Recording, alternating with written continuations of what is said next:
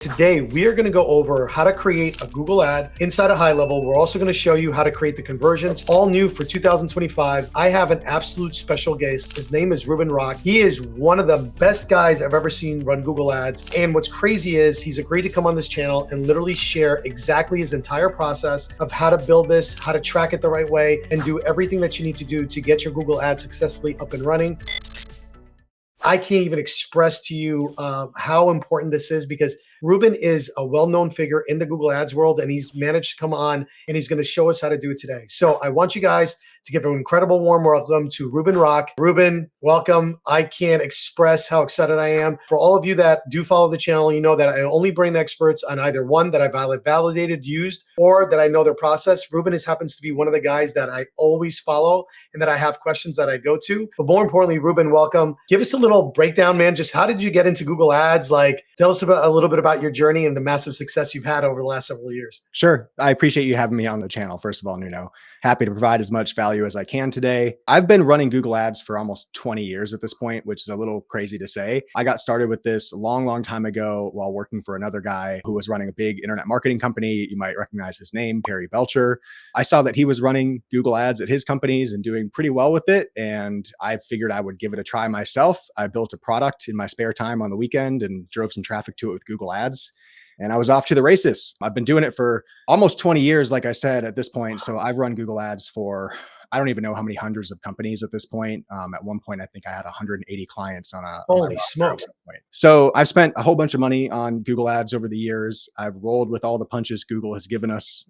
And, we've continued to be successful with the campaigns that we run. Right now, I run ads for a whole bunch of cleaning companies all over the United States with my company, Book Cleaning Jobs. So I have a team over there that helps me to be successful with all the cleaners that we work with. But Google Ads is a core part of our strategy. So yeah, I'm happy to be here today and show you how we kind of set up ads for our clients that need to generate leads quickly on Google, and then how we connect that to GoHighLevel so that you can actually track those conversions and get everything into your GoHighLevel CRM. So really quickly, just to be very clear with everybody, we normally we give all the assets at the end. This will be linked at the bottom also. It's, again, the cheat sheet that I use, and Ruben's been kind enough to share it with you guys. So if you go in and you can scan this code directly on your screen, it will take you there. There's also going to be a link at the bottom, so you can go ahead and get that. But this, again, have this out while you're kind of following along with everything that Ruben's going to go through. And then, like I said, try to stick around all the way to the end because we're going to try to cover as much as we possibly can. But in the meantime, download this right now. Again, Ruben works with a specific set of clients. We'll go over some of those details of who he works with and why you should use them. Again, we've used them. Wouldn't recommend anybody on this show if we, one, don't know that he's validated and well, or that he does well. But it's also the simple fact that he works with a specific niche. He's very good at what he does. So again, if you're interested in his services, we're going to be sure we give you some details at the end of it. But without further ado, let's talk a little bit about Google Ads and where we are in the state of 2025, right? So I'm going to kind of explore off some stuff in my limited knowledge of Google Ads. And I'm going to ask you for some of the questions that I get from a lot of our users and customers, and more importantly, our viewers, right?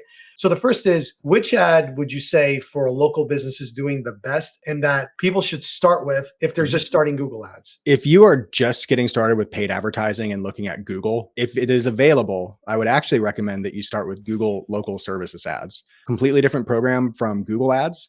Local Services Ads is a pay per call program. So if you want to drive phone calls to your local business and you're in specific categories, that is a program I would look into. If it's not available for the type of business that you run, then Google Ads is probably where you should look first. But Local Services Ads is available for a lot of categories like, home services type companies, local service providers, chiropractors, that type of thing. Those local services ads are really easy to set up. They drive results very quickly. They're quite a bit easier to do than Google search ads or any other type of Google Ads campaign. They're designed for beginners or designed for, small business owners that aren't tech savvy to be able to turn those on. So I'd recommend checking out that program first. But once you've gotten started with that, or if it's not available in your category, Google Ads is definitely your next stop. In this day and age, I still recommend you start with a good old fashioned Google search campaign. There's a lot of other campaign types available. You could run, video ads, you could run demand gen, performance max, you could run smart campaigns. There's a lot of options, but Google search is still our core focus. We set up a Google search campaign for all of our clients. It's the first thing we do. And then from there, we might expand out a little bit more, but search is where it's at. Yeah. So walk me through a Google search ad and a Google ad and a Google call ad, because I want to know the difference. Sure. I want to make sure that I fully understand the difference, right? So you keep saying Google ads, right? Like, so Google ads, like you mentioned, like 5 different ad types, right? Yeah. So you said, if I'm going to run, definitely LSA ads. LSA is the first kind of ad you mentioned.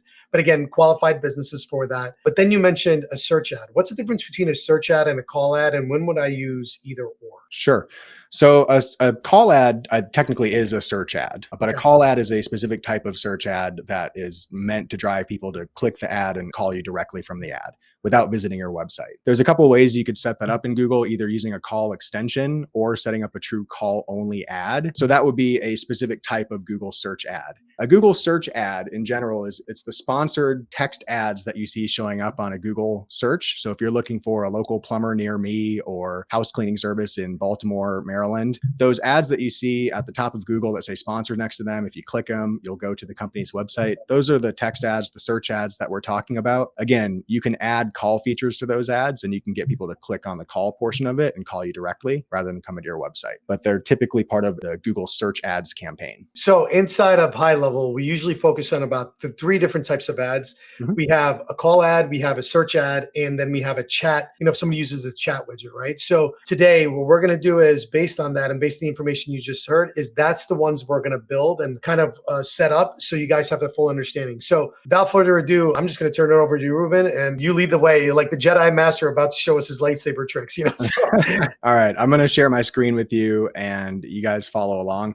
I think the way I'd like to do this is by starting with building a Google Ads search campaign and then showing you how the call features work. We can add the call features into it. Absolutely. And then as we're building that campaign, we may be prompted to create, conversion actions or conversion tracking inside of GoHighLevel. And I definitely want to stop and show you the technical side of things inside of GoHighLevel, because having Google Ads and GoHighLevel talking to each other is really, really important. Oh, it's like absolutely critical. And I think one of the biggest mistakes, and correct me if I'm wrong, when new people are actually launching the actual ads when they're first starting out, I would say the majority of people never set up conversions right. Would you agree with that? Like if they're 100%. brand new? Yeah, that's one of the biggest issues that we run into when we're working with clients. Even people who've been running ads for a long time will take a look at their account, audit things, and find out that they're not tracking any conversions at all, or their conversion tracking is broken, or they're tracking the wrong conversions. So it's one of the most common things that we see when we're setting up ad campaigns. So all you did was log in, right? You logged into your account and you went, just walk through the screen clicks and where we went. So just again for the beginners. So you're going to go to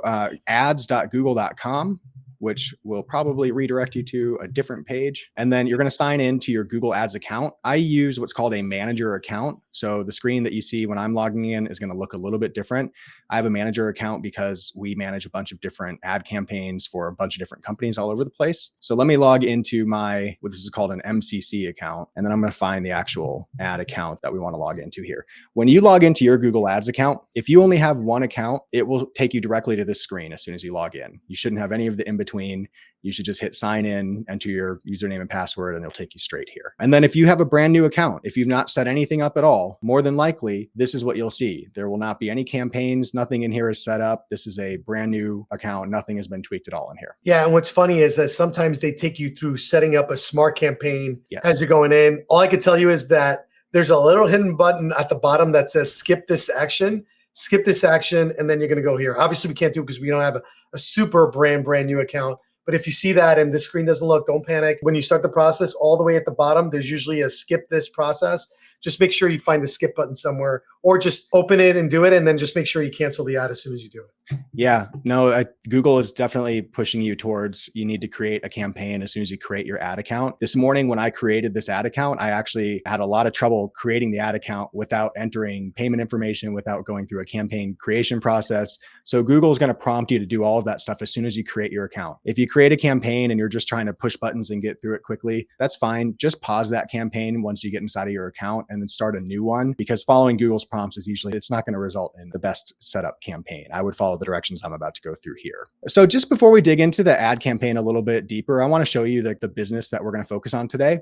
So I took just a local business, which is a tile and grout cleaning company. These folks will come out to your house. They'll clean the tile floors in your kitchen or your bathroom or wherever else. So this is a typical local business website where they're hoping that people will come to their site when they need their tile floors cleaned and either click to call and contact the business that way, or they might request a quote or an estimate by filling out a form on the website, a contact form. Sometimes there's online booking features. Maybe this company would like you to just book an appointment directly, or maybe you'll chat with this little widget right here. All of these are powered by GoHighLevel, by the way. This chat, this lead form, all of that's GoHighLevel. This phone number here is a GoHighLevel tracking number. So I'll show you how to set all of that up. But if you have a local business that's very similar where you're trying to drive leads to your business, meaning people calling you or filling out a form, then you can follow the process that I'm about to show you and just adapt it to your particular business. That's great. So jumping back over to Google Ads, what we're going to do today is set up an ad campaign to drive traffic to this website for people who are looking for tile and grout cleaning services. So Google search ads are designed to get in front of people who are searching for things on Google. You put your ad in front of them. If they click it and they buy your services, then you make money, right? In a brand new ad account, what we're going to recommend is a search campaign. You hit this great big blue button and Google's going to ask you, what kind of objective do you have with this campaign? Do you want to drive sales, people purchasing on your website? If you're selling things with e-commerce, that might be what you choose. But in this case, we're going to do leads. You can also, by the way, pro tip, you can hit just create the campaign without any guidance at all. But you could select leads. And what we're going to create is a search campaign. We don't want to create any of these other campaign types yet. You might want to experiment with these later on, but you'll have the best luck if you just start with a basic search campaign. Google's going to ask you what you'd like to do after people click your ad. In this case, we want to send people to the website. So let's copy this website URL and we'll enter that right here. We don't want to do store visits because this company is a service area business. They don't have people come to them. They go to their customers. So we'll just drive people to the website and not to the store. The next thing Google's going to ask us to do is set up conversion goals. You don't have to set these up right now. And if you do create them during this process, you can go back and fix them later. So don't get too hung up on this yet. You could tell Google that generally, yeah, we're looking for people to submit a form or we're looking for people to call us. Just select one of those and you can move forward. I like to name my campaigns so that I know exactly which website or which business I'm promoting. So in this case, I would give the campaign a name that's really easy to identify. I'm going to call it tilesparkle.com because that's where we're sending the traffic. And we'll put search on here because it's a search campaign. And you don't have to do this, but if I'm building the campaign for a client, I'll usually label it so the client knows that Book Cleaning Jobs is who built it for them and who's managing the campaign. So you can decide if you want to do that. All right, so this is the campaign setup process. It looks like a lot of steps, but it's pretty basic stuff. Google wants to know, how much are you willing to spend on these ads? Who do you want to target? You know, when people are searching for things on Google, what do you want to target specifically in terms of keywords? And then what do you want your ads to say? So we'll go through all these steps, but those are just the big questions Google's asking us. So we'll start with bidding. Google wants to know, what bidding method do you want to use? There's a lot of these bidding methods available in Google. What that means is, how do you want Google to focus their algorithm? Do you want to focus on driving clicks to your website? Do you want to focus on driving conversions to your website, which means somebody picking up the phone and calling you or submitting a lead form? Do you want to target the highest impression share? You have all these options in here. I'm going to give you one really simple recommendation. And this is, you know, if you ask other PPC experts, you'll get different advice from different experts. When we run local lead generation campaigns, this is typically what we do on a brand new campaign that drives the quickest results for us. Believe it or not, we choose to focus on clicks, which is a maximize clicks bidding method. And then we like to set what's called a maximum CPC, a maximum cost per click, a bid limit, so that we tell Google, you can send clicks to my website, but I don't want to pay any more than, you know, $15 a click or $20 a click, whatever is appropriate for your industry. You might not know what's appropriate. I would caution you to not put too low of a number in here. Google doesn't give away too many $1 clicks or 50-cent clicks or anything like that today. In a lot of local home services type industries, like the cleaning industry, clicks will actually cost upwards of $10, $15, $20 sometimes. And so you want to put in a decently high bid limit so that Google can spend enough to actually bring you clicks. And that's the trick. We're telling Google on this new campaign, send as many clicks as possible using the maximize clicks method to my website. but cap my cost on those clicks so that I don't pay an outrageous price like $100 a click. So we'll just put an appropriate bid limit in here. $20 should be good for the keywords we're about to bid on. And then you're done on the screen. You don't need to do anything So with. can I ask a question here? So again, because there's so many people that see so many different things. Some people is like, no, focus on conversions right off the bat. Yep. Some people say focus on impressions. And then there's other people that you start with clicks and then go over to conversions at some point in time. That's what is we do. any of that accurate?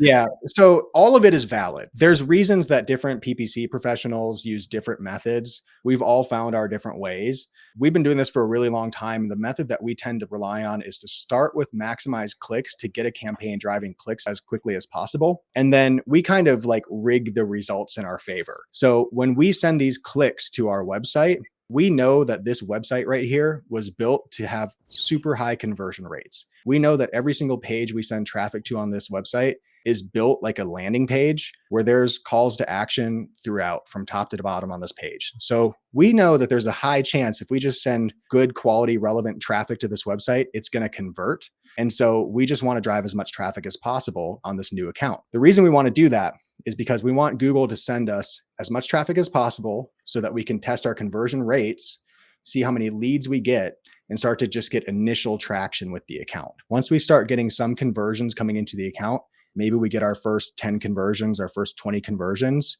then you could start thinking about switching to a conversion-based bidding method. You might use maximize conversions at that point, but only after you have some conversion data in the account, because then you can tell Google, all right, here's the conversions we're after. We got these leads, these phone calls, people filled out this chat. All of those conversions have been reported to you, Google. Please go get us more conversions like that. Then you can switch to the maximize conversions method. But and you can switch the same ad, right, Ruben? So is that what you do? Or do you like, I know in Facebook, because I know Facebook also, like you would just duplicate the ad, create a conversion action, and then you would just do a brand new ad. And Google, it's a little bit different. And Google uses switch to bidding method, right? Yeah, it's even easier. You can literally go into your existing campaign and you can change between these bid methods anytime you want to. My team actually does that. So one thing that we've noticed is if you're using a maximize conversions bid method, over time, you'll typically see your cost per click go up. Your average cost per click will go up and up and up. And we see this on local accounts all the time. Just this week, we found a carpet cleaner in Iowa who is paying almost $40 a click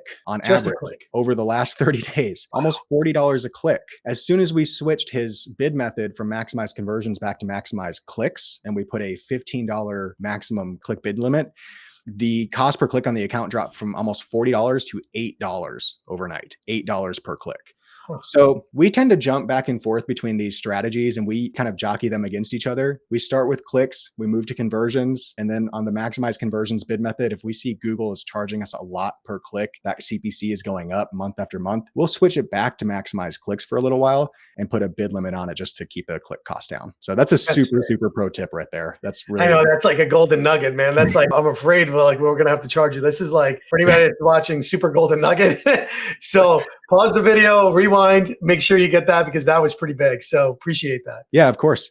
So we always start on maximize clicks again. I'll put this back in here. And again, you can change all of this stuff later on. The next thing Google's going to ask you is, do you want to take all of their recommended advice and show your ads across their partners network and their display network?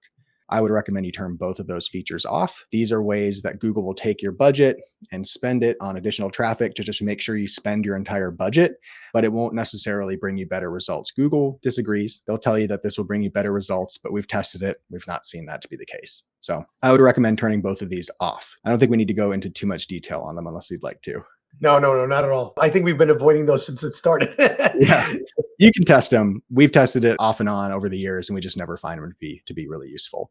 If you want to run display ads, I would recommend running a separate display campaign. I could teach you how to do that if you'd like in the future, or you could run what's called a performance max campaign, and PMax runs display for you. So no need to use the display network on your search campaign. Let's keep all your budget focused on Google search. For location targeting, this is how you tell Google where you want to target specifically. I want people only in this area to see my ad. And that might matter if you're a local company who only services, a 30-mile radius around Oxford, Mississippi, for instance.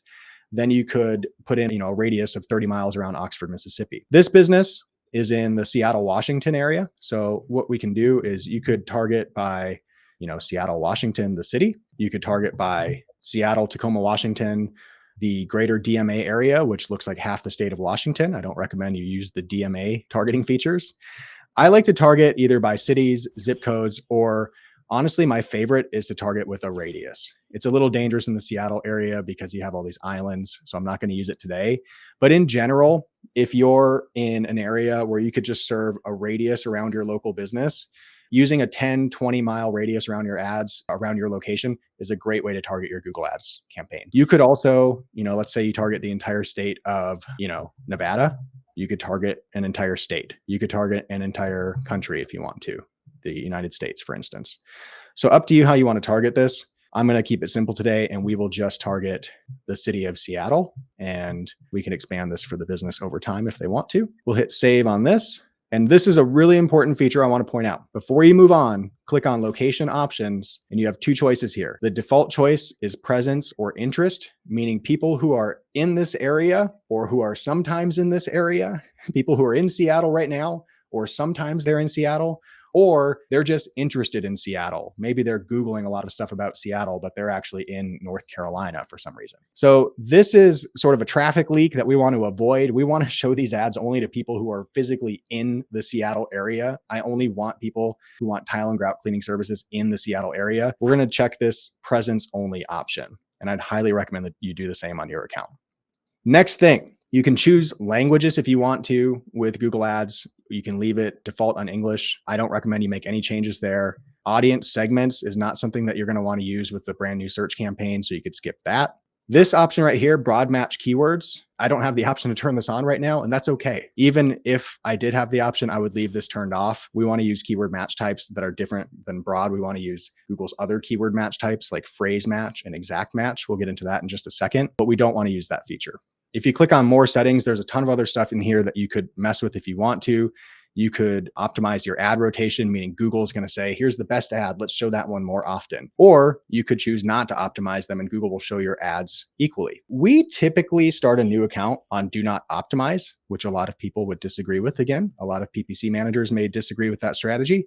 We typically do that to try to get more equal traffic between two different ads so that we can kind of A/B test those ads and see which ad is really performing better. So again, you can make a decision here. It doesn't make a huge difference on your account. It's not going to make or break your campaign. That's just a little pro feature that you can use if you're testing stuff. Start and end dates, I would recommend you leave that alone. Your campaign is going to start the day you create your account in theory, and it's going to end never. You're going to let this run forever. You could schedule your ads at specific times. If you only take calls during business hours, you're only available during business hours, you could set your business hours right here. You could even choose the specific days of the week. I typically run ads for a local business like a house cleaner or a plumber or something like that. I typically run them 24 hours a day. And I use what's called an ad schedule with a bid limit. I can't show you that here. I'll show it to you after we get the campaign set up. So for right now, I would just leave this as is unless you absolutely have to set an ad schedule that you need to live by, like only 8 a.m. to 5 p.m.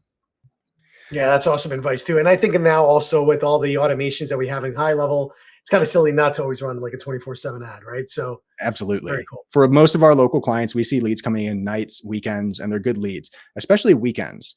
We have a lot of people that don't want to answer the phone on weekends because obviously they have family time. But if you can have AI field those calls and help, get those people booked while you're with your family at the lake or whatever, great. Why would you not want the business? All right. So this is all we need to do. So actually, I have a question right there. The campaign URL options, because again, tracking and all of that. Right now, when we usually set up like a Google ad or any kind of ad, like let's say in Facebook or in Google or whatever it is, there is a recommendation of putting, a tracking script in here. And I know you can do it in other places. You might show us that. But again, give us your thoughts on this and about that part right there. Yeah. So if you want to insert your high level tracking script here, this is one place that you could put your high level tracking script. I was going to cover it in just a minute because I actually like to set the high level tracking script, the tracking template at the account level so that it will apply to every single campaign I create in the future inside of this account. Beautiful. So I would skip putting the tracking template in at this point and do it after this campaign is set up. And then again, start dates, end dates, you don't need to do that. Brands, we don't need to do anything with that. You're pretty much done on this screen. The next portion of the setup process is choosing your keywords. Google is really big on their AI technology right now. They want to help you generate all these keywords and all your ad text using their AI. Frankly, it's not bad. You could test it. So feel free to test it. I know what keywords I like to bid on, and I can give you some advice about what types of keywords to use. In this cheat sheet, I recommend using 5 to 25 keywords per ad group that you set up inside of your account, and using keywords that are at least 3 words or longer with some sort of a buyer intent. So if you download this cheat sheet, I have that information in here. By buyer intent, what I mean is somebody who's not looking for, how to remove a pet urine stain from my carpet, but somebody who's looking for local carpet cleaner near me, right? Because they want to hire a carpet cleaner to come out and clean the carpet. They don't want to figure out a home remedy for the stain. So the higher the buyer intent behind the keyword, the more likely you are to make money. And I would really focus on those buyer intent keywords. When you're first starting a new ad account, you want to go straight for the kill. You want the conversion. You don't want to go for people who might convert maybe someday. You want to go for people who are ready to buy right now. So in this example, again, we're looking at tile and grout cleaning services. People are looking for, we don't want people who are looking for how to clean my tile floors or how to clean my grout lines. We want people who are looking for something like tile cleaning service near me, right? Or tile cleaning service Seattle, right? If you're a local company, you might want to use some geo keywords, put in the cities in your area. So like we could do tile cleaning Bellevue, we could do tile cleaning, any other city that's near us, tile cleaning Tacoma, right? But we're not targeting those areas today, so I'll leave those out. But this is where you enter your keywords. Now, this is really important. If you just type in all your keywords like I did right now, Google is going to consider these to be broad match keywords. And what that means is Google will have the ability to go out and look for anything that is related to tile cleaning service near me and then show your ad for it. Broad match gives Google the broadest ability to go out and show your ads to the most people. And what they're actually searching for on Google might not be the words tile cleaning service near me. They might be searching for tile cleaning company in, Chicago, Illinois. And Google's algorithm just matches you up to it because it's close enough to this broad match keyword. So you want to avoid those kind of traffic leaks. You really want to go straight for the people who are searching for these words on Google. So what you could do is you could add quotes around these keywords, and that would convert these into what's called a phrase match keyword. And you can see the instructions down here. Google tells you keyword with no quotes around it is broad match. Keyword with quotes around it is phrase match. So phrase match, what it does is it tells Google the keywords that the people are searching for on Google. If they're typing tile cleaning service near me, great, show this ad. If they type in anything else that's really close to that, great, show this ad. But it's got to be pretty darn close, right? Now, if you want to make it even more exact, what you do is you add a bracket around it. And now you're telling Google, I only want you to show my ad if somebody types these exact words into Google. They have to type in tile cleaning service near me in order for you to show my ad. They can't type in best tile cleaners or something like that, right? It may sound like a similar search, but it's not the exact words. So exact match helps you target a more exact search on Google. What I like to do is I like to take all my keywords, I enter them as both phrase match and exact match. Believe it or not. And not broad match, to be clear, correct? And not broad match. I use the other two match types, phrase and exact, but I do not use broad match. On a new account, I highly recommend you avoid using broad match, even though Google's going to recommend that you do it. Broad match will match you to too much different stuff. It'll lead you too far astray from the actual buyer intent that you're looking for. Use the phrase and the exact match keywords when you're starting out, and you'll have a lot better success. Try to do all the settings the exact way that I'm doing them, and then send all this traffic to a high converting website and watch the leads start to come in a lot quicker than on a campaign where you're using all of Google's broad match settings and all of their features. So I recommend taking the same keywords, whatever you're going to target them both phrase match and exact match. How do you pick these keywords? That is kind of a big topic. I don't think we have time to dive too much into keyword research here, but Google does give you some tools that you could use to decide what keywords you want to target. There's the Google Keyword Planner tool, which is available inside of your Google Ads account. If you go look at Google Keyword Planner, you can search to see what are the most common keywords or search terms that people are looking for on Google related to your business. You could even give Google your website URL and say, tell me all the keywords that people search for related to what I do. And Google will give you a bunch of good keyword suggestions. You can dig through those suggestions and see how much traffic, how many searches they get every month. You could see estimates of how much they'll cost per click on average. And that could maybe give you a clue as to what your bid limit should be. If it's $15 or $20, you can see what it's costing in your area. So do a little bit of keyword research to pick out the keywords that you want to target. But I recommend targeting more long tail keywords, meaning they have 3 or more words in the actual keyword. Tile cleaning service near me is 5 words. Tile cleaning service Seattle is 4 words. And these have more buyer intent behind them because the word service is in here. If somebody was searching for tile cleaning on Google, they might be searching for, Like you said, like the how-to videos and all that stuff. yeah, exactly. So we want to go after buyer intent, long tail keywords, exact match, phrase match. You can use Google's keyword planner tool to figure out which are the best keywords for you to target. I have a whole bunch of them I like to target for tile cleaning services. So I can just copy and paste some of those in here to save us time on this video. But you'll notice that a lot of these, again, they're long tail keywords. They're in here twice, once as a, exact match and once as a phrase match. I put both into the same campaign, into the same ad group, and I let them duke it out. And believe it or not, both versions of your keyword, both match types, they'll get traffic. So test them both, see what you like better, see what's driving you the best traffic and getting the most conversions, and then hone in on those keywords. Yeah, this is incredible. This is like so much golden nugget stuff that like, man, this is going to be a jam-packed video. I hope you guys are watching this and taking note, because this is, again, somebody who has over 20 years experience in Google Ads, that has been through the ups and downs of Google Ads, which we all experience, and you're getting it directly from the source. So again, pause this video, go back. We're going to make some chapters in here. But again, this is absolutely golden. And Ruben, we'd love to have you back to maybe do a little keyword research video one of these days to show us how to do the best keyword research in there using Google Ads, because I think that'd be crazy. Absolutely. Yeah, I'd love to. Let me try to get the keywords wrapped up here. So what we've done at this point is we've created a campaign called tilesparkle.com. It's a search campaign. Google's now having us set up our first, what's called an ad group, and picking our keywords that we want to target. You can start with one campaign, one ad group. You don't need anything else. If you want to do additional ad groups for all the other services that you offer, like let's say Tile Sparkle actually offered carpet cleaning, tile cleaning, and upholstery cleaning, then you could create these separate ad groups for each one of those services. This one, I'm just going to name tile cleaning right now, tile and grout cleaning, and we'll just do one ad group today. So the structure on Google Ads, I won't go too deep into this. You have campaigns at the top level, or you have an account at the top level. You have campaigns underneath that. And within each of those campaigns on search, you can have ad groups, separate ad groups. And you set your budget at the campaign level. So in a minute, we're going to tell Google how much we want to spend on these ads. And then Google will distribute that budget across all your different ad groups. So if Tile Sparkle, again, they had tile cleaning, carpet cleaning, Google would distribute their budget against both of those ad groups and see which one drives the most traffic. So we'll create one ad group today.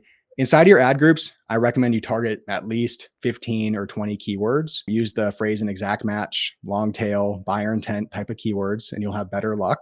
The next thing Google's going to have you do after you pick your keywords for this ad group is to actually write an ad for this ad group. So we're trying to sell tile and grout cleaning services. We want to send people to a page that's about tile and grout cleaning. I could send them to this company's homepage, but I actually have a better page available. So here's the homepage, which would be pretty good because it says all the right stuff, tile and grout cleaning in Seattle, Washington. But we also have this separate page right here that's all about tile and grout cleaning specifically. It talks about the 4-step process. I think this might be a better landing page. So let's send the traffic here instead. We'll copy this URL and we'll put that in as the final URL. When someone clicks on this ad on Google, that's where they're going to go, is to this page on the website right here.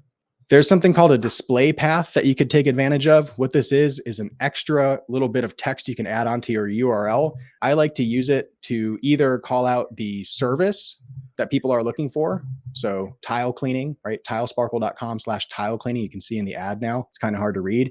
I added the words tile cleaning to the end of the URL, or we could do free quote would be another way to do it. Now it says free quote. You can take your pick. I think either one of those would work. There's maybe benefits to putting keywords into the display path here. So you might want to do it that way. Now, Nuno, you mentioned earlier that you want to drive phone calls.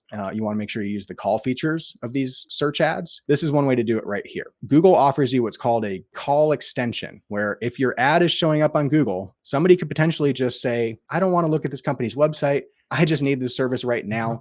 Let me just go ahead and click this number and call them. If you want people to do that, then what you do is you take your phone number, and this is a high-level phone number, by the way. We registered this phone number within HighLevel, did A2P verification, all of that stuff. So take that high-level tracking phone number right there, where all of our calls are going to be recorded and everything, and paste it right here. So what's going to happen is Google is going to show your number alongside the ad. A lot of times they're going to show what's actually a Google tracking number. So if somebody clicks that and calls that number or dials that number, Google's going to know that somebody called, and they're going to fire what's called a conversion action. Google's going to say, great, somebody clicked your ad and they called you. You got a conversion. Great job. So take your high-level tracking number, drop it in here as a campaign level call extension, and Google will ask you which conversion action do you want to hook that up to. By default, it'll get hooked up to one called calls from ads. You can just leave leave it like that. You don't need to schedule these unless you're not available to answer the phone. I would recommend letting these run all the time and maybe using AI to help you answer the calls. Absolutely using AI to answer the calls. And that's it. That's literally how simple it is to add a click to call feature to your Google Ads campaign. You just type in your high level tracking number and Google will send all the calls to that number. Well, high level call number, and it will send automatically there, right? Yep. Is there still a conversion action we have to create on the conversion side? Google automatically creates that conversion action for you. So you don't have to make it. It's already in the account as soon as you create this call extension. So that's actually set up and ready to go. If someone calls that number, it will register a conversion in your ad account right now. All right. Next thing that we want to do is create our ad text, write our actual ads. Google uses what's called a responsive search ad these days, meaning you give Google a whole bunch of copy that you love, and Google will mix and match it all up and try to make the best ad for you. They do a pretty good job of this. We've been running these ads for a number of years. And basically what you want to do is give Google enough different copy that when they mix and match the pieces together, your ad looks good. It doesn't look clunky. It doesn't look like just a word salad of every, SEO keyword under the sun. You want to make these look like ads, make them compelling, put offers in them, get people to click the ad or give them the information they're looking for at the least, right? Tile cleaning services in Seattle. So Google recommends ad copy. You can take their recommendations if you want. Google will actually write all of your ad copy for you with AI if you'll let them. You can feel free to test that out. I have my own ad copy that I like to use, and I'll teach you really quick how I do it as I'm typing it in here. So I run every single headline and every single description that Google gives me. And what I do is I start by putting in the company name. So Tile Sparkle, Tile and Grout Cleaning does not fit. So we'll do Tile Sparkle in Seattle, Washington. And then my next headline, I put the company URL, tilesparkle.com. So I have two like brand headlines. The next couple of headlines, I like to put in offers. In this case, their offer is from 75 cents per square foot. They'll come and clean the tile and grout in your house starting at 75 cents per square foot. And let me just start grabbing headlines and dropping them in here. So we'll do two offer headlines.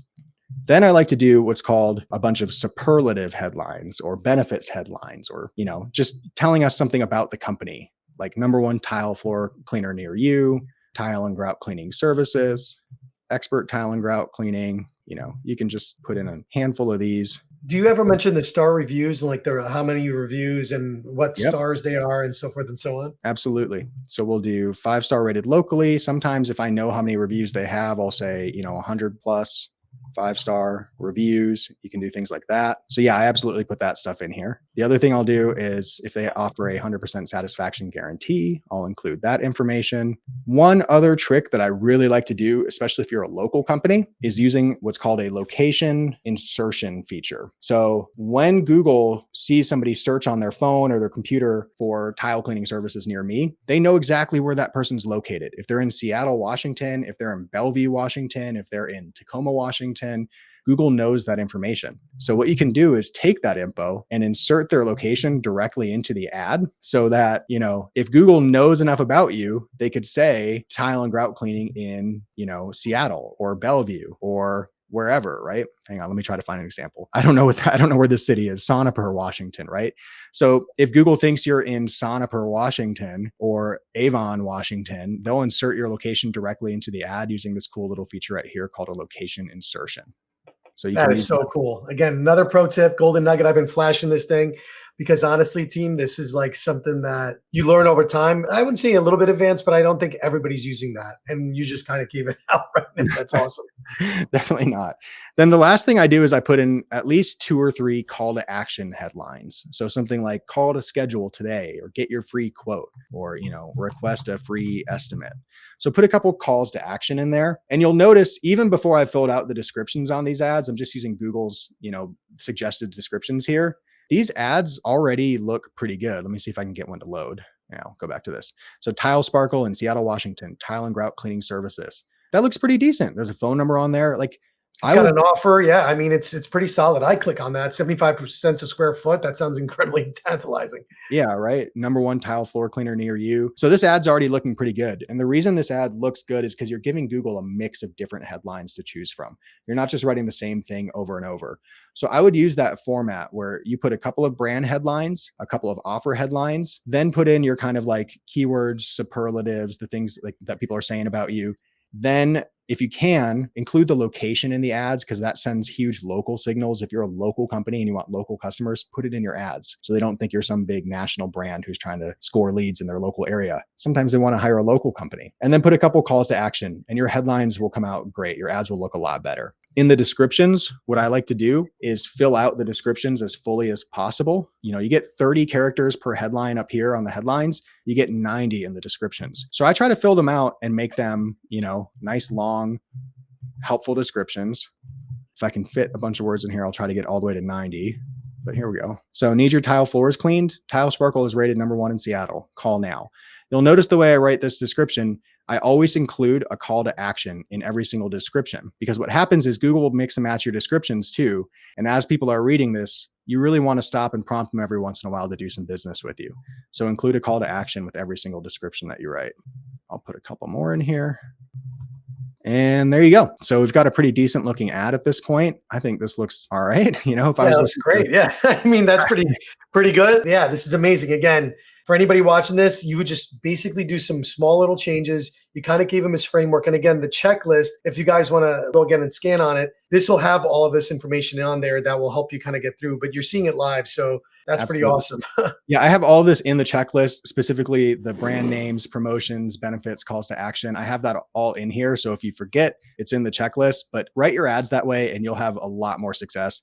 I never see people write their ads this way. They need to have some structure to the ads. Give Google really good source material and they'll make really incredible responsive ads for you. All right. Outside of that, there's a few other features you could use, and I would recommend doing them in most cases, but I don't want to slow down our tutorial too much here. So on a brand new account, you won't be able to add a business name or logos. After you go through identity verification with Google, you'll get access to those features. You should use that because it puts your logo and your business name right next to every ad that you run, and it makes you look way more professional than everyone else. Site link extensions. This is a way for you to link deeper to different pages on your website. So if you have a whole bunch of service pages, contact pages, if you have other places that would be useful for people to go on your site to decide if they want to do business with you, you can create site link extensions and you could say, residential services and, commercial services. And then you could link to each of those pages on your website. What will happen is Google will show these site link extensions next to your ad and let people click directly to different places on your website if they'd like to, if that's more relevant to them. I recommend using those. Those are a really good feature. I'm not going to set it up right now. Same thing with call out extensions. Call out extensions are just an extra little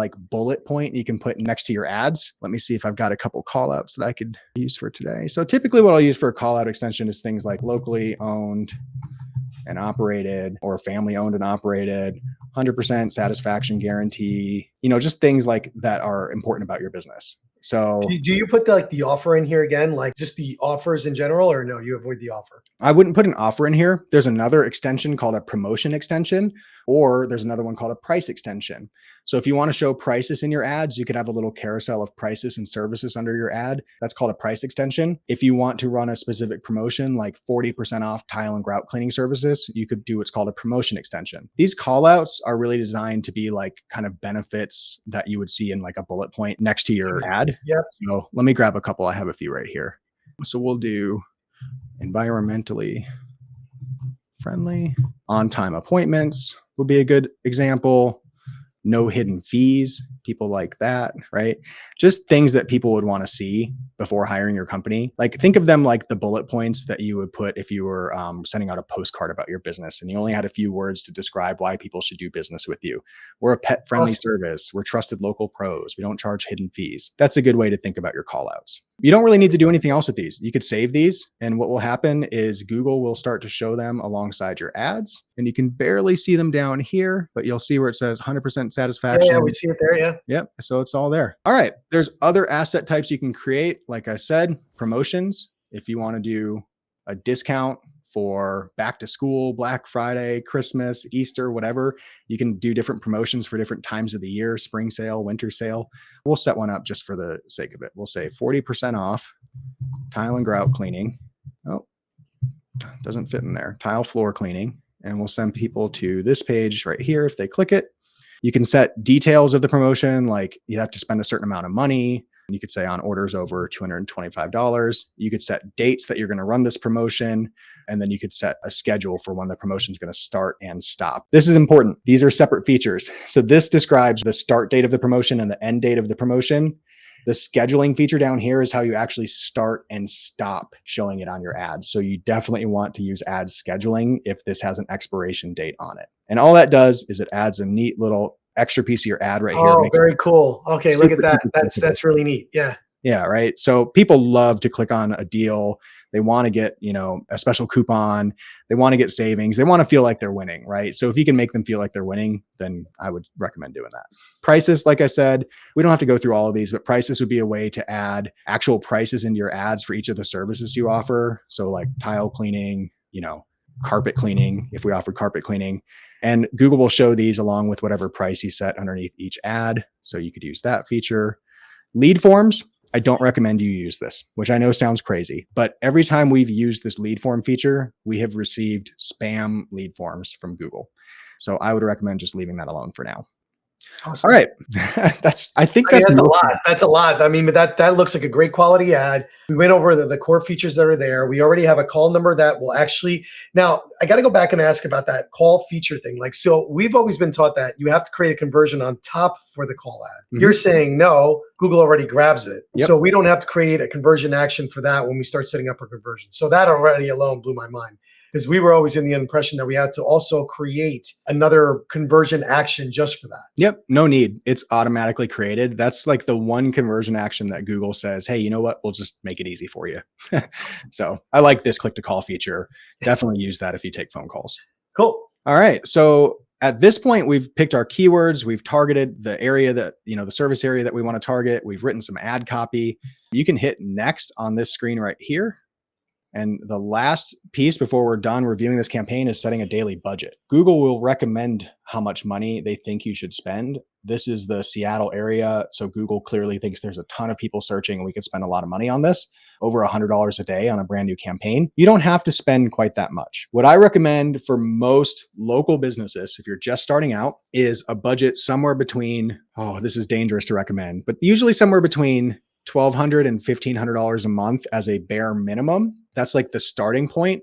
If you're a local business like a house cleaner or something like that, and you want to drive some leads to your business through Google Ads, start there, but then plan to scale it up a little bit. A really healthy ad account for a local company will usually be spending somewhere between $50 and $100 a day, which would come out to $1,500 or $3,000 a month. So the main point I want to make here is whatever budget you choose, don't starve your Google Ads campaign. If you give Google $10 a day budget, $300 a month to spend, Google will tell you, that's fine. Look, we'll give you some clicks. Here's how much it'll cost. Your campaign will either not run at all, or you'll get such terrible results that you'll just think, man, why would I ever increase this budget? Do yourself a favor. Start with something healthier, like $40 a day, $50 a day, and give your campaign an honest chance to get off the ground.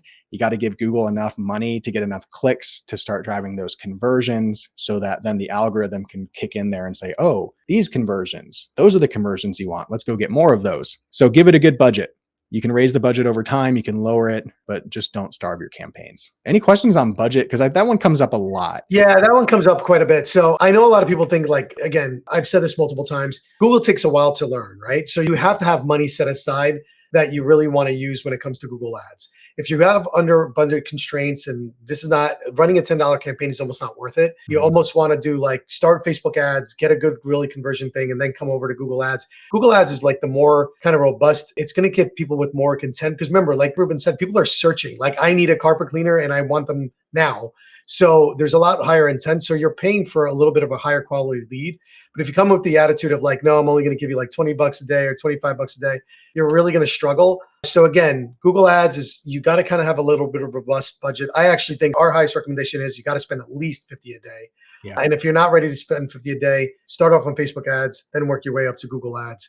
But if you are ready, I would even say, like, what do you say for the most successful beginner campaigns? What is the number that you would use for the clients that you take on? I would love it if they would all spend $100 per day as a starting point, if their market's big enough. Sometimes we do work with clients in more rural areas where $100 a day is almost impossible to spend. But if you're in Nashville, Tennessee, or somewhere like that, if you can spend $100 a day, your campaign will get traction a lot quicker than somebody who's spending less money than that. And it Another learns way, faster, right, Ruben? Like, am I yeah, wrong on that? Like, the more money you spend, the faster we'll learn. So yes. the more results you're going to get, obviously, right? Yeah. So you're trying to feed an algorithm here, and the algorithm is hungry for data, like conversion data. So they want to see those leads come in from your website, and then it knows what you're after. All right, you want more leads, and those people look like this. They live in this area. They're searching for these things. Google's algorithm can kick in once it starts to have enough data to feed off of. Another way to think about the budget is if you're going to pay potentially $10 or $15 per click for a Google Ads click, and you know that 1 out of 3 people are going to convert when they come to your site, well, then you need 3 clicks every single day just to get a conversion, which means if it's $15 a click, you need at least $45 a day just to get 1 conversion per day. So if your cost per conversion is $45, you should probably set a budget of at least $45 per day. So you have the bare minimum budget to bring in 1 conversion per day. If you give Google less budget than that, not even enough to bring in 1 conversion per day for you, then your campaign will struggle to get off the ground. Understood. And that, again, everybody on, you might not be at this point. Also, remember, if you're a brand new ad account, there is ways to get Google Ads credits. We're not going to go over here into that, but you can leverage some of Google's money with your money and then just kind of get a budget. So at least you can run ads for 30 days. And again, if you start off with the right budget, you're going to be in a much better place than you have. But the bare minimum you said is like, yeah, want to be in that $40, $50 range and try to be as much as you possibly can in the $50 range. And you can't run it for like 7 days and stop. That's not how Google works. The minimum amount is you got to really run it for, what would you say the minimum amounts of months that people should run just to ensure that they hit that particular, kind of conversions and all of that? When we work with a new client, our bare minimum is like 3 months. We tell everybody, if you're going to start this campaign, run it for 90 days at this budget consistently without reducing the budget, without pausing the ads. Do it for 90 days and you'll have a lot more success. Usually the first 30 days are going to be a little messy. You'll see clicks. You won't see as many conversions as you want, and the metrics just won't look that pretty. By month 2, you'll see progress, and it should be positive progress if you've set everything up right. By month 3, you should really start to get a better glimpse of how your campaign is going to perform. By that 90-day mark, we usually see campaigns are just like they're working full steam ahead. People are getting leads every day. They're extremely happy. And for us as a marketing agency, that's what we want to see. Inside of 90 days, if we can deliver the result that you're after and have you be satisfied with it, that's what we want. Yeah. And again, we're not out here trying to get your money. We're educating you, right? So it's not like, hey, if you don't, there's nothing to buy. So if you don't buy this, it means nothing. So this is true actual data. So nobody's trying to pitch you and this and that. And we're telling you the real facts, again, you got to be ready. Our campaigns that we run are usually anywhere from 3,000 to 5,000. That's for me personally.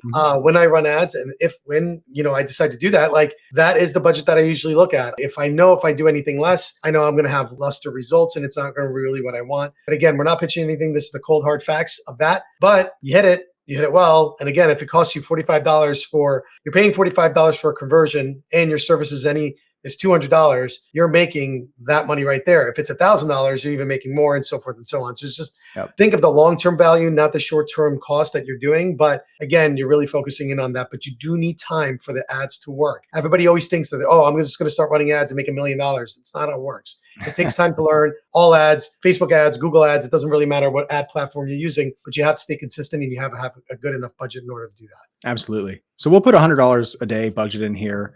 And I think that'll do a little better. It's like $3,000 a month. And the last thing Google will have you do is review the campaign that you've just set up. To be honest with you, we are not exactly done with this campaign. There's a couple more tweaks I'm going to have you make, but at this point, you're done with Google's setup process. So this is all they're going to let us do in this little campaign setup wizard right here. Everything looks good to me. There's no warnings. Nothing looks like it's broken. So we can hit publish campaign. And if you have your billing and everything set up in here, Google's going to review these ads now. And potentially within a few minutes, your ads will go live and you'll be showing ads on Google for people in Seattle who are searching for tile and grout cleaning. So Google says your ads are under review. If there's any policy issues, if there's any problems that prevent your ads from showing up, usually that information will be right here. But what I want you to do next is go to your campaigns tab, look for the campaign that you just created. You should see it. There's the name, there's the $100 a day budget, the bid strategies learning. So what we want to do is click on campaign settings. Can you show again just one more time where you clicked on that? Because sometimes people get a little lost in. So there's a little gear icon that shows up when you hover over this. You can click on that. And what you'll see inside of the screen, I want to point it out to you, is that these are all of the settings that you just chose during the campaign setup wizard. This is where you go tweak all of those settings if you need to make changes later on. So if you need to target a different area, if you need to add or subtract from your targeting, you can do that in here. If you need to change your budget, you can do that here. If you want to change your bid strategy, so we set this one on maximize clicks. If you want to change it to maximize conversions, then you could do that here as well. If you want to change anything about your campaign settings, all that stuff is right here. Earlier, you mentioned high-level reporting. I don't know if we want to cover that right this second, but wherever you see fit, Ruben. I mean, yeah. like you tell me where you want to do, just follow your process because this has been absolute gold so far. So I think we should probably cover the conversion actions next. Do you think we have time for that, Nuno, or do you think we should? Oh, no, we're still go. There's so much gold in this. It would be an injustice if we stopped. Okay. So at this point, you've got a campaign. If you click on the campaign, you can review that you've got an ad group inside of here. These are the keywords that you picked out. They're all pending right now. Google's reviewing everything. These are the ads that you wrote over here on the left. This left navigation is how you find all this stuff. So campaigns, ad groups, ads. Again, that's how the hierarchy works here. So you could preview your ads. You could, copy and paste another version of your ad and change something about it. There's all kinds of stuff you can do in here. But your campaign is in review. It's ready to go. The problem is we don't have any conversion tracking set up other than that one call action. So if somebody clicks and calls you, we're going to hear about it. But if somebody fills out the form on this website or the chat on this website, that information we're not tracking yet. So we need to go set up what's called conversion actions inside of Google. You go over here to goals, conversions, and summary. And this is where you'll see all the conversion actions that you have set up inside of your account. Here's the one that Google auto creates for you. If you create a call extension, Google will auto create a calls from ad action. You don't have to change anything about this if you don't want to. But if you wanted to, you could say count phone calls that are 10 seconds long, 60 seconds long, 120 seconds long, whatever is a qualified phone call. You could change all that information in here. What do you suggest on that? Because that's actually another big question that we get. Yeah. I think 60 seconds is a very long time, but you tell me. For our home services clients, the average phone call, believe it or not, to book an appointment or to deliver a quote to somebody is like between 3 and 7 minutes long. Oh, wow. Okay. Yeah. So if it's not a 60-second phone call, it's probably not a good lead. You could knock this down to like 10 seconds or something like that if you just really want to count every single call that comes in. But I would recommend, at least 30 seconds or 60 seconds or something like that in most cases, right? Because you want to make sure these are qualified calls, not people calling in to look for a job or calling in and saying, oh, I'm sorry, I called the wrong company, that kind of stuff. Google sets this up on a 30-day window, meaning if somebody clicks and calls that number within 30 days, it'll count. You could extend that window to 60 days if you want to. And then Google gives you the choice of attribution models. Data-driven attribution is the default these days, and I recommend you just stick with that. So that one conversion action is already set up. You don't really need to do anything inside of that action. You can just leave it there. But you're missing a couple of others. So the main actions that we're missing are if somebody comes to the website and calls this phone number right here, we want to track that. If somebody fills out this chat widget, we want to track that. And if somebody fills out this form, we want to track that as well. So what we'll do inside of Google Ads conversions, let me go back. In the conversion summary, you hit the big blue button, create conversion action. All right, so now what we're going to get into is we're going to show you now, mind you, literally during this recording, we got a brand new screen. Again, literally from yesterday to today, there's a brand new screen. So we're going to kind of stumble along with this, so just bear with us because literally they're now forcing us to do something. So we're going to go and walk through this based on what we can see. So we have the phone call conversion action that they've given to us. Now what we're trying to do is we're trying to at least do the chat widget and we're trying to do the form submit. Let's just do those two and see if we can get those going. Because again, now it's a little tricky because they're forcing us to go a certain way because this is the brand new screen that we're talking about that was not there before. Yeah. So we're going to try to do offline conversions and see if we can do it with that. And yeah, let's just see what happens. All right. So if you want to import conversions from HighLevel, it's conversions offline is what you're going to select. You don't want to add a data source at this point. So what you'll do is skip this step and set up a data source later. Hit continue. And what we're going to measure are leads that are coming in from the chat widget and from the lead form that's on this website. Now, those leads, you could either mark them as qualified leads or converted leads. I typically mark them as qualified leads for a local home service company because these are people that haven't bought yet. They haven't bought the service. They're just requesting information or a quote. So we'll do a qualified lead. Then what you do is create or add an event to this category, offline data sources, and then we'll go to settings and we'll set up this event. So let's first import lead forms from GoHighLevel. So choose primary action. You want to track all of these as primary conversion actions inside of your account. We'll call this one lead form submission. And I tend to label all my conversion actions again with BCJ for book cleaning jobs so that I know who built them. You don't have to do that. You can set the value that you want to count for each of these conversions. I usually do the same value for each conversion, and you can just set any value you want. It could be 1, or if you know that your leads are worth, $100 on average to you, then you can put that info in there. You can tell Google Ads to either count every single time somebody submits a lead form, if that makes sense for your business, or you could have Google count only one time when someone submits the lead form. If only one lead is valuable and you don't want to count somebody filling out your form over and over, you might want to select 1. And then your click-through conversion window, this tells Google and GoHighLevel, how far back should I look? So if somebody clicked on my ad 30 days ago, 60 days ago, 90 days ago, and then they fill out the form on my website, should I still count it? I actually really like to extend these windows quite a bit. So Google has selected 90 days for us as the default. Even if it wasn't, that's probably what I would have selected. So 90 days. I like to give Google as much conversion data as possible. They'll also ask you for an engaged view. How far do you want to set it? So you can set the window to 30 days, 3 days, whatever you want. Again, I like to give Google as much conversion data as possible. Let's just count everything so that then Google has more data to feed off of. And then data-driven attribution. I would recommend that for all your conversion actions. Last click is what I used for a long time. I've switched to data-driven attribution over the last year or two, and data-driven is working pretty well for us. So that conversion event is set up now. The name is going to be lead form submission. And what you're going to do is, let's do one at a time here. I'll show you the whole process. So we'll save this. You're not going to set up your data source, but now you have this lead form submission conversion action inside of your Google Ads account. Let's go connect this to your GoHighLevel account and make it fire every single time someone fills out a lead form. So we'll hop over to GoHighLevel. This is a sub account for Tile Sparkle. Inside of your sub account, what you'll want to do is go to settings, integrations, and you're going to want to connect your Google Ads account to your GoHighLevel account. I already have my Google Analytics, my Google Business Profile, Facebook, all that stuff is connected already. But let's connect our Google Ads account next. And you use the account number to connect the account to your GoHighLevel account. So this account number starts with 421. We'll go back to GoHighLevel and look for 421. There it is. And that should be it. The Google Ads account is now technically integrated with your GoHighLevel account. It's literally as simple as just clicking those drop downs and signing into your Google account. Next thing that we're going to do is create an automation to tell Google Ads that somebody filled out the lead form. So all the forms on this website, they're all GoHighLevel forms. If I went into sites, forms, here's the form right here, Tile Sparkle lead form. Anytime somebody fills this out, we want to send that information right back to Google Ads via an automation. So what I do, and I know Nuno, I think, does this a little bit differently. I like to build automations for what happens when a new lead comes in. I want to fire a couple of different things all at once. So for me, I create an automation called new lead form submitted. And I won't build this from scratch. I'll just show you the one that I have set up already. So I call this new lead form submitted. And the trigger on this is a form is submitted, and the form is the Tile Sparkle lead form. So anytime someone fills out that form, that's the trigger to set off a couple of actions for me. The actions I like to set up are to create an opportunity and drop it into the pipeline. So we have a pipeline called Tile Sparkle leads. We'll create an opportunity and drop it in the new leads pipeline stage.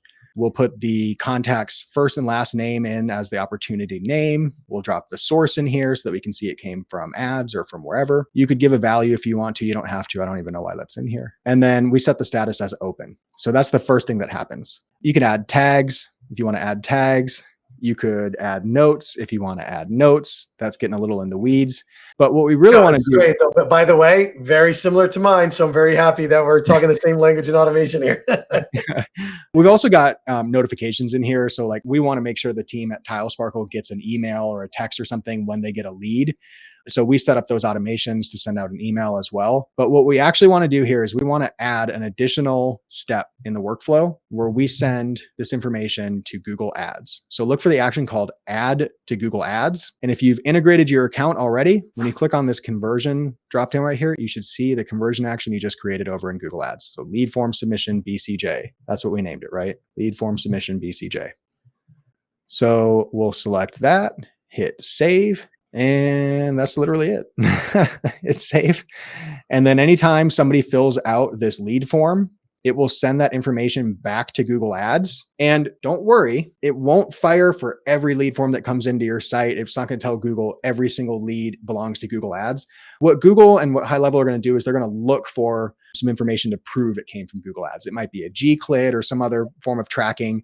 But Google's going to say, did this person originally come from Google Ads, or is this a lead form that came from somewhere else? And Google will only fire this conversion action, this one right here, if that lead came from Google Ads. So you can rest assured that So let me ask you a couple of questions, because this is a big blockage point for a lot of people. Yeah. Is there any other kind of script or tracking that I need to put on the page? Yes. Or on the campaign itself to ensure that it sees that G-CLID? Because I remember that is a big issue. Because a lot of people they'll stay inactive for like ever, and they're like, oh, but people are filling out forms. Why isn't it working? Yep. There is one last step that you'll have to do to make all of this tie together and work. And I'll show it to you after we finish setting up the conversion actions. But basically what you do is you take a tracking script from HighLevel, you drop it into your Google Ads at the account level, and then the two systems will talk to each other. Matter of fact, we probably should have done that before we set up the conversion actions, but it doesn't matter which order you do it in. What order? Yeah, so we could just do it at the end, because we just did the lead form submission. Now let's do the chat widget. Okay, so now we'll set up a chat widget. It's going to be the exact same process. You'll notice it's very, very similar. So conversions offline, it's going to be a qualified lead. We're going to add an event and offline data sources, hit settings, and then this time it's going to be called chat lead. BCJ. You could set the same value for each of these conversions or different values. Again, if you want to, I like to do one instead of every. So only count it one time when someone chats into us, not every time. Set your conversion windows, all this stuff. I'm going to do exactly the same as the lead action. Hit done on that, save and continue, hit finish. And now you've got a chat lead conversion action. What we'll do is we'll go into my other workflow. So when somebody fills out the chat widget on the website, we have a trigger for customer replied, and the reply channel is chat widget. So that's how you trigger off of the chat widget. Customer replied, reply channel, chat widget. So there's your trigger. I add those leads into the pipeline by creating an opportunity. I add notes. I also add all this stuff to Google Analytics, but we don't need to cover that today. I send a notification, and then we want to add to Google AdWords so we can fire a conversion action. This one is the chat lead, not the lead form. So make sure you select the right conversion action, hit save, and publish it. Super easy, right, guys? So super easy. We'll get into the phone one last, because that one's a little bit more complex. But let's go ahead and add that tracking script, because I think that's the true next step. So just to kind of recap, we have a conversion, a call ad that you can do automatically, and we put in the HighLevel number in there. We have the chat widget, and we have somebody filling out the form. So now the critical part, and this is probably one of the biggest missed parts, especially with the people that we're always trying to troubleshoot, is the tracking script. The reason why the tracking script is so important is exactly what Ruben mentioned. We are now sending offline leads, but Google has to check if the offline lead matches Google in order to give it a conversion, right? So putting in this conversion action script is like the most important part, because if not, you're going to have that thing always say inactive, and none of the leads are going to come through. And it's going to create where basically your conversion track is completely off. And if your conversion is tracking off, your ads will literally not do well, because it's not sending positive signals back. And then Google AdWords is like, I think I'm doing okay, but I have no idea. So I'll just keep spending your money, and I can do the same thing, whether it's good or bad. So this is something to think about. Yeah, no, it's exactly right. It feels like everything should be set up. You've already connected all these systems, and like, gosh, what else is HighLevel going to ask me to do? What else is Google Ads going to ask me to do? There's a few hoops, and it's okay. This is really the last one. I like to go find this tracking script, and this is a little tip for you.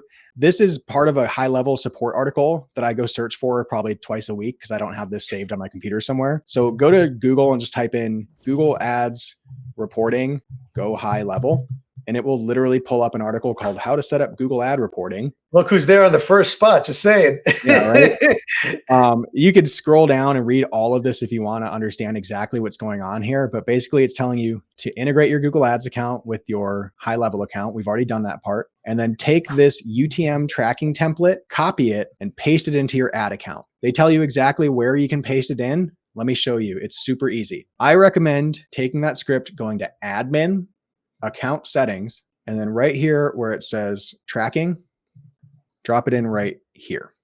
You can hit the test button, and it will tell you whether this is going to work with a little green check mark, and you should see that green check mark, and that's it. Now, do I have to put any tracking code on the actual page itself? You could add a Google remarketing tag or a Google tag to all of your pages, and you should. I can show you how to set that up in just a second here. Sure. But actually, you know what? While we're in this account settings section, let me see if there's any other stuff that you should be working on if you're going to manage a Google Ads account. Let's do this. So you already turned on URL tracking for HighLevel. Now your HighLevel and your Google Ads are connected. They should talk. Those conversions should pass back and forth. Everything should be good for the most part. Call reporting, we're going to use this in a minute, but I like to turn all this stuff on, turn on call recordings. Where do those call recordings go? I don't know, but let's turn them on so Google has more data. Make sure auto apply recommendations are turned off. Google will tell you to turn this stuff on, leave it off. You can accept the lead form terms if you want, but that should be it in here. Okay, this screen's all set up. So you mentioned, are there any other scripts that we need to go drop on HighLevel in order to make all of this work? The answer is yes. So there's what's called a Google Ads tag that you can add to your website pages. And it acts kind of like a remarketing tag. It just sits there and picks up all the data that you have from people who are coming to your site. So you could add that tag to your site right here by going. And just a quick little recap, he went to the left-hand side, as of now, went to Tools, Data Manager, and in Data Manager, what did you click again? One more time. Yep. In Data Manager, you could go find Google Tag and hit Manage. This is one way to find installation instructions. So you could go that way. Or what I like to do is go into the Audience Manager, Data Sources, and then right here it says Google Ads Tag, Setup Tag. I like to go through this process.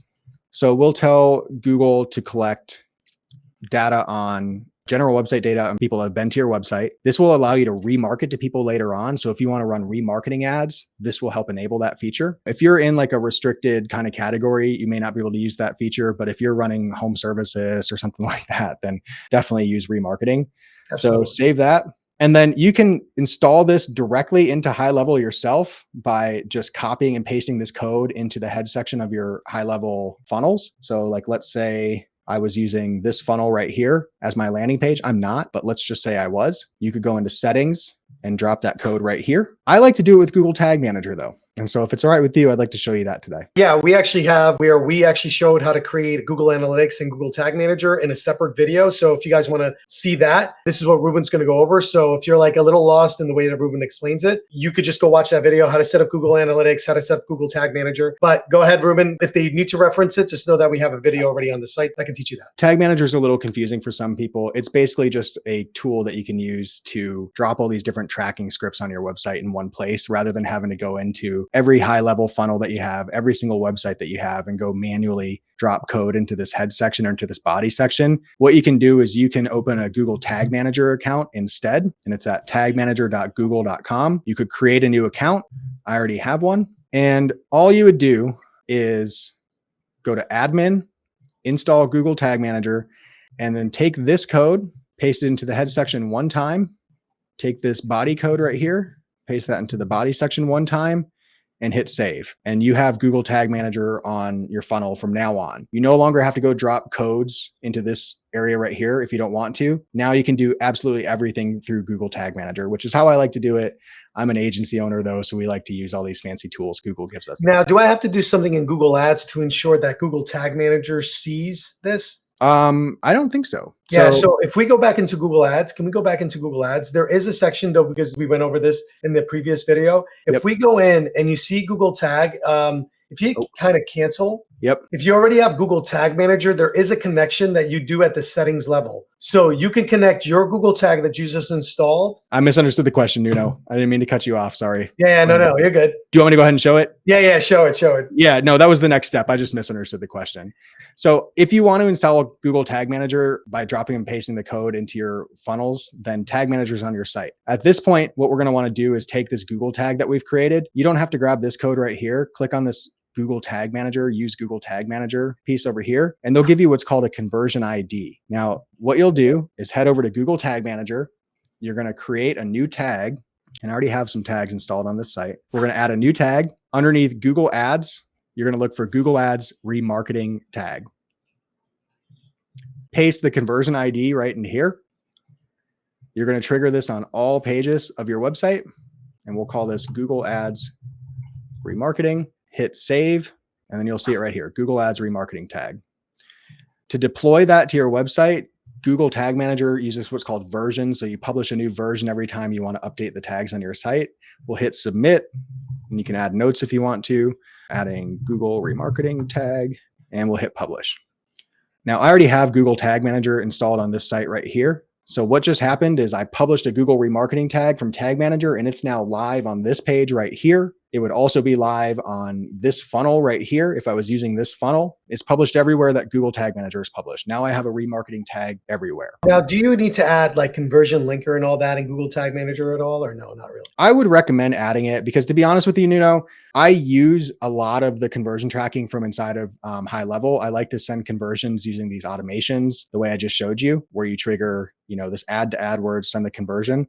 But I also use Google Ads native phone tracking. So I use their phone tracking system. And if you're going to use Google Ads conversion tracking on your site, then what you want to have is what's called a conversion linker on your site too. So you can go back to Google Tag Manager. This is super technical. If you're a tech nerd, you can feel free to do all this. If you're struggling through this, go check out the Tag Manager tutorial that Nuno has, please. So you can add a conversion linker tag, add that to all pages of your website, call it conversion linker, and publish that. And that should help tie together all of your Google Ads conversion tracking if you're having any problems with them at all. Adding conversion linker.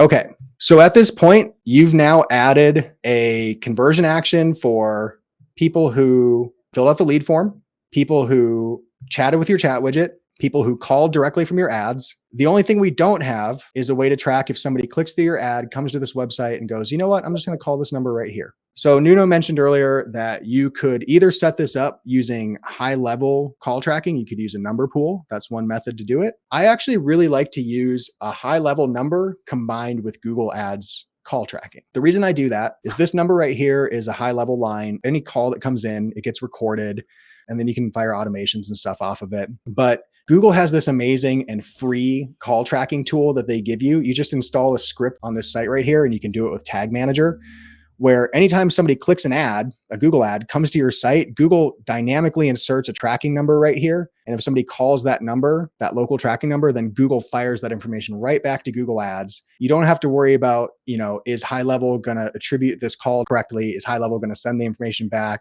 Is any of my automations, any of that stuff going to break? You don't have to worry about that. If you use Google Ads native call tracking, I've been using this for years. I've never had a problem with it breaking. It's been really reliable for me. Yeah, so this is going to be a super golden nugget, guys, because this is not what usual people do. And what Ruben's been able to do is been able to marry both. So strap in because this is a big one. So yeah, Ruben, we're all in. So let's see it. So this is a high-level number. You don't need to do anything else other than set up one phone number inside your GoHighLevel account. So let's just show you the number. I don't even have A2P verification on this one. So 2062, oh, it's not in here. It's actually not a high-level number. Sorry, Nuno, I just lied to you. But what you would want to do ideally is create a high-level number. This would be your business number. It would record all the calls that come in. Then take that phone number and put that phone number on your website. And then tell Google Ads, I want to create a conversion action and track every single time someone calls that number that's on my website. Then you can just point all of your traffic to one site, one phone number, and let Google handle the call swapping for you. I'll show you how to set it up. So we're going to create a conversion action. This is going to be from phone calls. We'll do a phone call lead. Calls when somebody makes a call to a number shown on your website. This is the one you want to use, not when someone clicks a number on your website, when someone is shown a number on your website. So you would take the phone number that's on your website here, ideally the high-level number we were talking about that was bought. Yep, ideally a high-level number. Drop that in right here. Well, didn't copy. There we go. And then drop it again right there. Put it in both places. We'll do use event. And then I think we'll need to set this up on the next screen. So we'll hit settings. I'll call it calls from website because it's different from calls from the ad. They're calling from your website this time. We'll use the same value for each conversion. You could count every or with just one. I usually do one. You'll see the phone number you just pasted right here, and then call settings again. You could do 60 seconds, 30 seconds, 3 minutes, whatever makes sense. I'm going to extend the conversion window to 60 days and leave this on data-driven attribution. Now we'll hit save and continue. Google's going to tell you that you can set this up in a number of different ways. Just hit finish and then go look for the conversion action that you created. If you click on it down here at the bottom, it'll tell you here's how to set this tag up. So you've created this conversion action, but it's not installed yet. You can either go install this tag code right on your high-level funnels. Again, you could copy paste the script if you want to, but since we're using Google Tag Manager, I think this is an easier way. Here's the instructions on how to set it up with Google Tag Manager. Again, they'll give you a conversion ID. This time they'll give you a conversion label, and they tell you to add the conversion linker tag to make sure that everything works. We already did this step right here. So now we just need to do this. Go over to Google Tag Manager, new tag. The tag configuration is underneath Google Ads. You're going to want to look for Google Ads calls from website conversion. This can be hard or easy to miss. So calls from website conversion.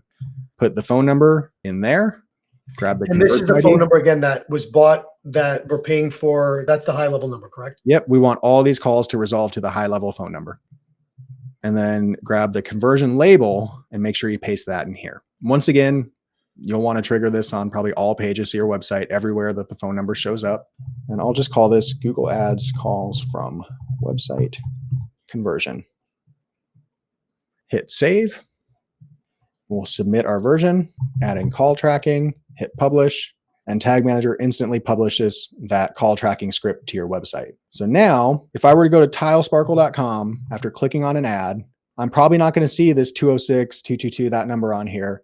I'm going to see a dynamic call tracking number from Google. Google's going to automatically insert it because they know I've already clicked on an ad. They know I'm a Google Ads customer, and they want to attribute all those calls to me. So that's how I set up the call tracking. The reason that's way easier. That's way easier than going to the one at high level, because at the high level, you have to buy 4 additional numbers. Yep. You have to create a conversion pool. You have to take that conversion pool. There's a lot of extra steps. Honestly, this is by far way easier, and you're still using a high level number. You didn't pay extra for the number pool numbers because Google's handling all of it. Yeah. And you saw in a Google Tag Manager, it literally took 2 seconds to add the conversion ID, the conversion label, and then the phone number that you're going to use. Super easy. Wow, this is pretty awesome. So now we have 4 ways of the conversions. We have, if they click on the click on the ad to actually call, we have the chat widget, we have the form, and now we have, if somebody goes on the website and actually clicks on it, it's going to automatically call the number and you're going to get conversion action out of it. So guys, again, from a pro, from 20 years of running, millions and millions of dollars spent on ad spend, giving you these massive golden nuggets and a complete setup from start, literally all the way to finish.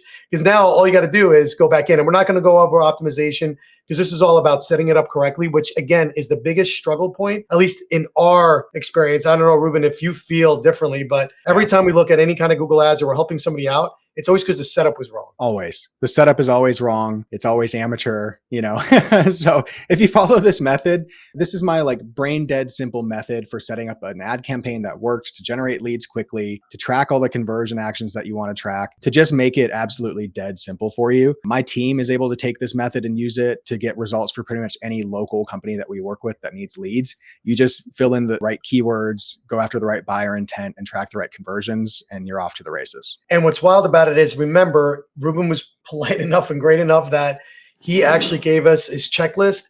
And again, Ruben is for hire if you fit his qualifications. Now, Ruben, just tell me, if somebody does want to work with you, what are your qualifications? Again, we're not talking about an amateur guy that just started Google Ads in his mom's basement 2 days ago. We're talking about somebody who's a 20-year veteran, proven, incredible results in a multitude of different places, specializes in carpet cleaning. But give me some of the specifications, what does it require? What do you need? Who's really your target audience? Who do you sometimes take? Depending, that would all be great information. Yeah. So at bookcleaningjobs.com, we work with any kind of residential cleaning company. If you're a house cleaner, carpet cleaner, pressure washer, air duct cleaner, anything like that, we'd be happy to work with you over there. If you own another type of home services company, just reach out to us and let us know, because sometimes we take on other projects outside of the cleaning industry. We have a few people that run handyman businesses and that kind of thing. And then outside of that, I work with just a handful of private clients. These are typically going to be people that have an already successful business, that they're already making money with it. They're making a full-time, income with it. This is their full-time gig, or it's one of their portfolio companies. If you have an existing offer that's already working and Google is just not the channel that's working for you, maybe Google is failing you and Facebook's working, I can usually help you get the Google ads to work. If you're not tapping into Google yet, but you have a winning offer on Facebook or somewhere else, I can help you put that winning offer on Google or YouTube and make it work for you there. So if you're in that situation, reach out to me. You can book a consultation with me. We can talk through your specific specific situation, I can give you some advice up front. If it works for you and it's something you want to do, then I can just take over the ads and maybe my team can help you out with it. So, but we usually start with consultation. And yeah, I try to work with folks that have an existing winning offer that we already know is going to get results. They're just not getting that offer in front of the right people. And is there a minimum ad spend that people should, if I want to work with Ruben, I need this much kind of ad spend? For home services, we really like to spend at least $1,500 a month on the ads. For national offers, I really like to spend minimum, maybe like 4 or 5 grand a month on the ads, but upwards of 10 or 20 or more per month as well. So for national offers, if you're running bigger campaigns and you got budgets of $10,000, $20,000 a month or more, definitely reach out to me for that too. Yeah. And remember, that's ad spend. You got to also remember, you got to pay Ruben for his incredible talents. Again, Ruben's not the amateur. Ruben is the experienced professional with massive results and incredible long time in the software. And if anything you've learned from watching me and any of the guests that I bring on, these are trusted and true professionals that have been doing this for a very long time. Not to somebody that, decided to, just take an overnight course and all of a sudden they're telling you, they're like, oh, I run Google ads. Like, these are true professionals. These are the people I listen to. And I have massive success. And whenever I get lost, there's people I am trusted to go to. Ruben is definitely there for Google ads. I have individuals for Facebook ads. I have individuals for WordPress sites. And it's kind of like how I roll. Like, I just go in and find whoever the biggest experts are, make really nice, buy them, a nice little steak dinner next time I see Ruben, tell a funny joke, and then, build relationships. And these are the people that I go to that become like my channel of like, when I can't figure things out, this is who I go to. And I will refer Ruben hand over foot anywhere to any other Google ads person that I know, just because of the quality of results. And I've never had somebody come back and say, hey, that was a really bad choice. In other words, they stay with them for a long time, or as long as they want to run Google ads, because everything does have a cycle. People will sometimes run Google ads for a little bit and then all of a sudden stop and then come back and run. And, that's how kind of like the world works in the ads market, at least in my opinion, based on my own personal experience. But again, Ruben, I don't even know if like people would even understand the massive value that you brought today. And I want to thank you from the bottom of my heart and everybody that's actually listening to here that, again, check out his checklist. If anything, you're walking away with a massive checklist. You literally got a start to finish tutorial, a full tutorial. We should have charged for this. We might have to make this a course and bring it down, but you guys have free access. Pick up Ruben if you're in that service industry, and even if you're not, you're at that ad spend level. Trust me, this guy is the guy to go to. But with that being said, hey, thank you everybody for watching, and we'll see you on the next one. Thank you. Appreciate it, Nuno.